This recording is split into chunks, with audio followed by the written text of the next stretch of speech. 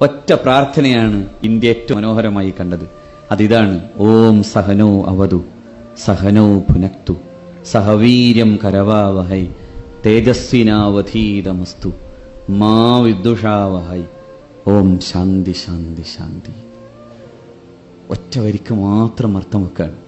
ദൈവമേ, ഞങ്ങളെ കാത്തുകൊള്ളണേ, ഞങ്ങളുടെ ഈ അധീത വിദ്യാഭ്യാസത്തെ പ്രകാശവത്താക്കണേ, ഞങ്ങൾക്ക് ഒരുമിച്ചിരുന്ന് ഭക്ഷണം കഴിക്കാനാവണേ. പക്ഷെ ഒറ്റക്കാര്യം: മാ വിദ്ദുഷാവഹൈ, ഞങ്ങൾക്കിടയിൽ സ്പർദ്ധയില്ലാത്ത സമാധാനം നൽകണമേ. ആ ശാന്തി നിലനിൽക്കട്ടെ. അത് കാണാൻ ഏറ്റവും കൂടുതൽ ആഗ്രഹിക്കുകയും പ്രവർത്തിക്കുകയും ചെയ്ത ഒരു മഹാഗുരുവിൻ്റെ ഓർമ്മകൾ നിലനിൽക്കട്ടെ.